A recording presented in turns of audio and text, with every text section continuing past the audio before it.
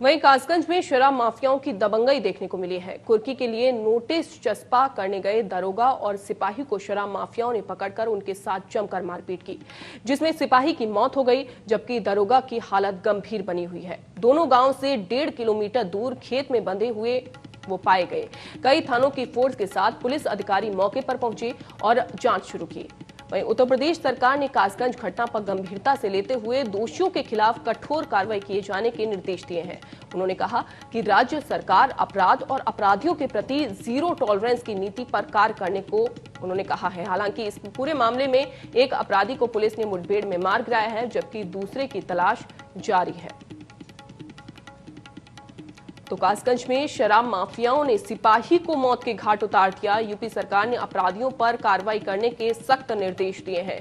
Zero tolerance की बात करने वाली योगी सरकार अब खुद यहां पर जो दरोगा हैं वो खुद मारपीट में घायल हो रहे हैं और लगातार शराब माफियाओं के खिलाफ जब शिकंजा कसा जाता है तो उनको पहले से ही ये सारी भनक शुरू हो जाती है, भनक लगना शुरू हो जाती है और कैसे मुठभेड़ हो जाती है। ये उत्तर प्रदेश में देखने वाली बात हो गई है। ये आम बात हो गई है कि शराब माफिया हो, चाहे कोई भी माफिया हो या फिर जितने भी खनन माफिया हो, इन पर कार्रवाई उस लेवल पर नहीं हो पा रही है जो होनी चाहिए। तभी तो हौसले इतने ज्यादा बुलंद हो चुके हैं।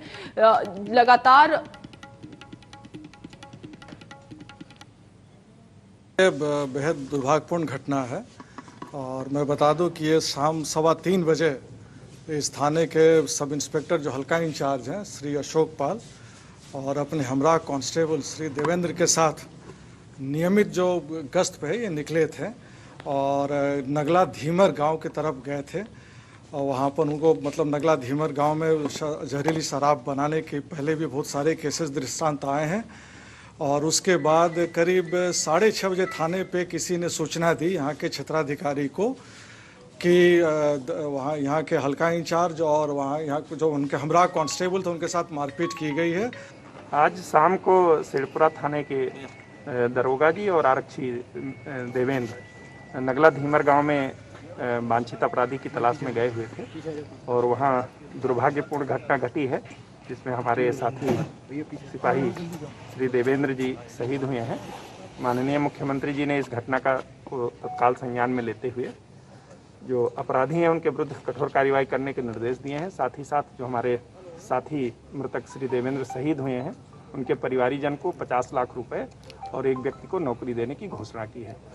वहीं कासगंज जिले में शराब माफिया से हुई मुठभेड़ में आगरा का रहने वाले सिपाही शहीद हो गया है। शहीद सिपाही देवेंद्र आगरा के डौकी थाना क्षेत्र के नगला बिंदु गांव का रहने वाला था। देवेंद्र की शहादत की खबर जैसे ही गांव में पहुंचती है तो गांव में कोहराम मच गया। देवेंद्र की मौत के बाद गांव में सन्नाटा पसरा हुआ है। शहीद सिपाही के घर पर ग्रामीणों का जमावड़ा लगा हुआ है।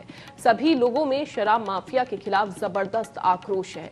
मृतक सिपाही 2015 में पुलिस में भर्ती हुआ था। कानपुर देहात में पोस्टिंग के बाद देवेंद्र का तबादला कासगंज हुआ और तभी से देवेंद्र कासगंज में पूरी मुस्तैदी से अपनी ड्यूटी को अंजाम दे रहे थे। गौरतलब है कि सिपाही और दरोगा अशोक कुमार शराब माफिया को पकड़ने के लिए दबिश देने गए थे, जहां शराब माफियाओं ने दोनों को घेर लिया और बेरहमी से सिपाही देवेंद्र को मौत के घाट उतार दिया। वहीं देवेंद्र की शहादत पर गांव में गम है और शराब माफियाओं के प्रति गुस्सा है। स्थानीय लोगों ने शहीद सिपाही के नाम पर सड़क और पुल का निर्माण किए जाने की मांग की है। गांव में शहीद सिपाही देवेंद्र की याद में शहीद स्मारक का निर्माण करवाया जाना है।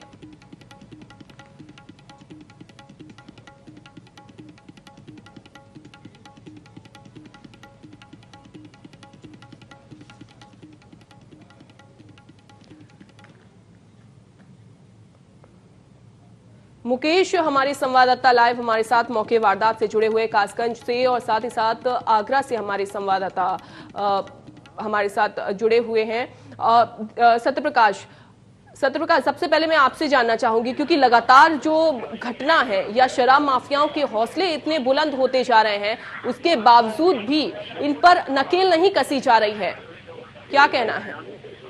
बिल्कुल, देखिए जिस तरीके से यहाँ नगला बिंद का जिस पैतृक गांव सिपाही का बताया गया है जहाँ पर शहीद हुए हैं, आपको बता दें इस समय हम मौजूद है। जिस तरीके से हमेशा कहीं ना कहीं देखिए पुलिस के साथ में इस तरीके की घटनाएं वास्तव में दुर्भाग्यपूर्ण है।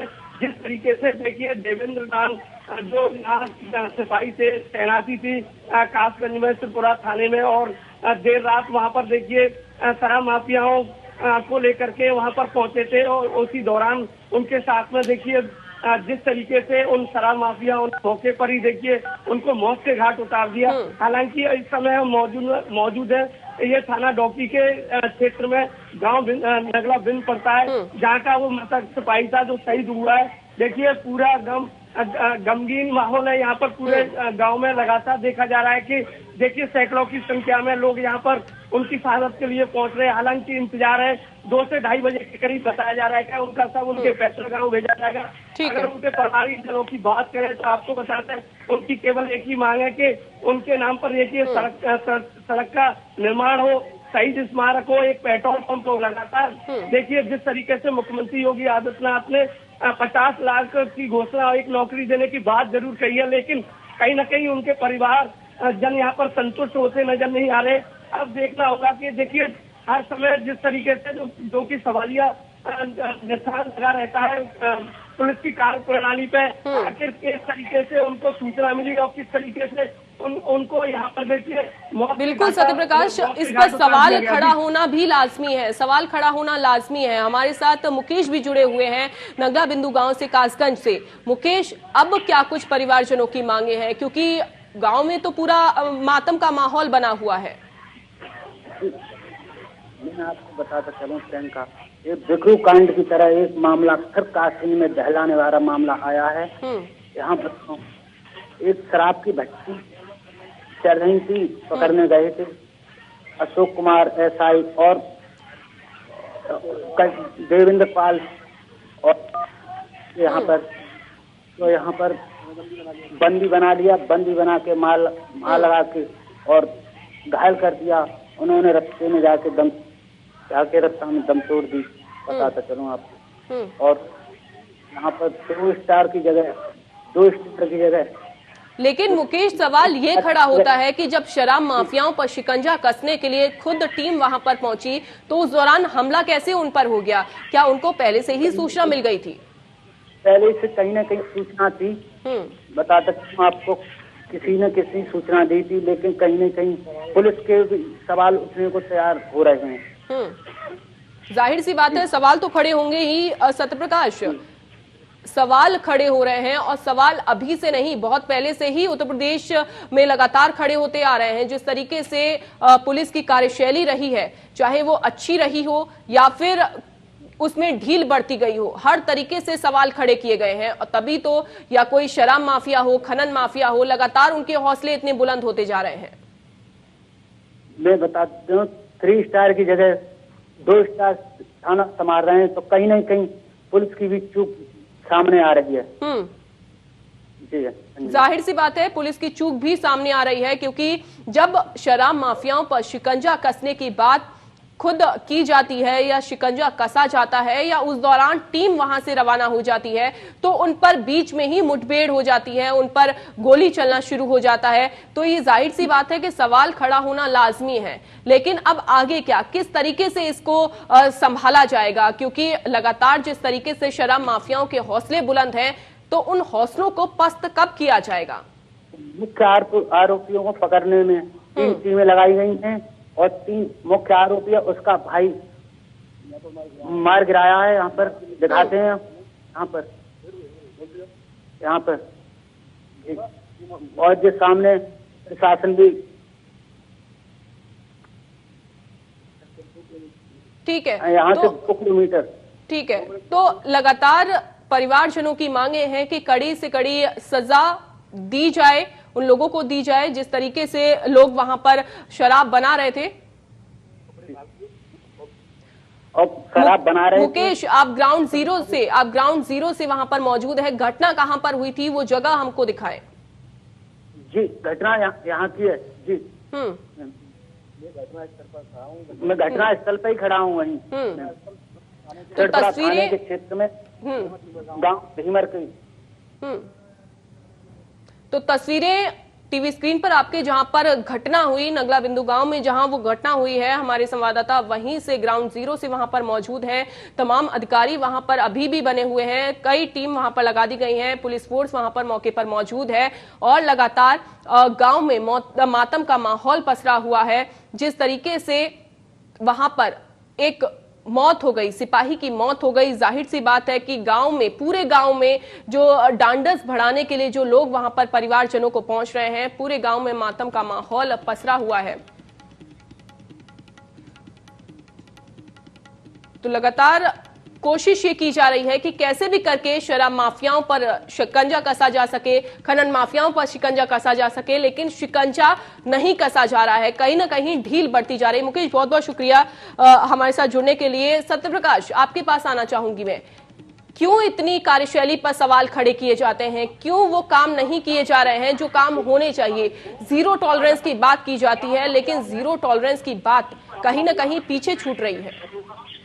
बिल्कुल, देखिए निश्चित तौर पर कह सकते हैं जिस तरीके से देखिए शराब माफियाओं ने इस घटना को अंजाम दिया, वास्तव में दुर्भाग्यपूर्ण है। और यहाँ पर जो कि देखिए उत्तर प्रदेश सरकार की पुलिस तमाम देखिए दावे वादे जरूर करती है, क्योंकि जो उच्च स्तर पर बैठे जो अधिकारी है, कहीं ना कहीं देखिए खाली हाथ जिस तरीके से घंटा स्तर पर पुलिस, हालांकि सबसे बड़ा सवाल एक दरोगा और एक सिपाही आखिर उस जगह पर कैसे पहुंचे और पूरी फोर्स उनके साथ क्यों नहीं गई थी, ये सवाल हमारा बना हुआ है। अभी देखिए उनके गांव बिंदु पर इस समय मौजूद हूँ, तमाम देखिए वो तस्वीर आपको दिखा सकता हूँ, पूरा मातम पसरा हुआ है, तमाम लोग यहाँ पर देखिए खड़े हुए हैं और लगातार जिस तरीके से देवेंद्र सिपाही 15 बैच के सिपाही 15 बैच में यहाँ पर उनकी भर्ती भी बताई गई है। हालांकि देखिए जिस तरीके से हमेशा जो कि सवाल बने रहते हैं, खड़े रहते हैं, वो कहीं ना कहीं यहाँ पर लोगों को परेशान करते नजर आ रहे हैं। जी सत्यप्रकाश, लोगों का क्या कुछ कहना है? आपके पीछे तमाम लोग मौजूद हैं, क्या कुछ उनका कहना है? उनकी प्रतिक्रिया ले लीजिए इस बात पर।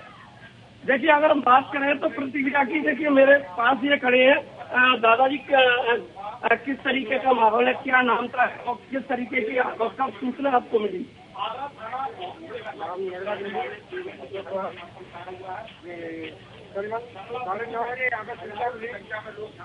यहाँ पे जो पुलिस का दला थे, तो बच्चा यहाँ पे एक्सीडेंट बताया था पहले, फिर सूचना जानकारी मिली तो उसमें मैं प्रोजेक्ट किया गया हॉस्पिटल में। क्या आपकी जिस तरीके से यहाँ पर गांव के लोग बता रहे हैं, क्या मांगे हैं आपकी? यहाँ यही मांगे है कोई इस्लामिक गेट या इस्लामिक सड़क बनाई जाए और उसके नाम से कोई पैसा वगैरह किया जाए। जैसा कि अभी मुख्यमंत्री योगी आदित्यनाथ ने घोषणा की है 50 लाख को एक नौकरी देने की, क्या मानते हैं आप, सहमत है इससे? अरे बढ़िया क्या है, लेकिन अरे यही है कि उसके नाम से इस्लामिक कुछ सड़क। अच्छा, पुलिस के बारे में क्या नजरिया आपका? किस आपका बेटा, आपके गांव का पुत्र यहाँ शहीद हुआ है, किस तरीके से मानते हैं उनके कार्य प्रणाली को?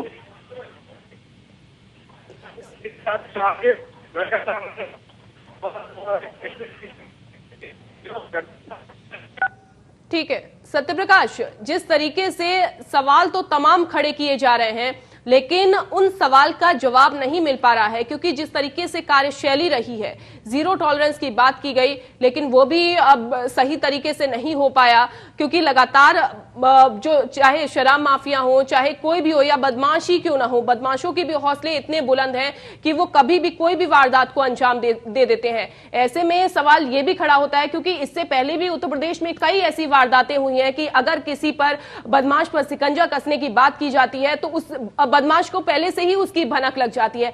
तो क्या पुलिस में से ही ऐसा कोई है या उसके आसपास ऐसा कोई है कि जो ये सारी वारदातों को खत्म नहीं होने दे रहा है?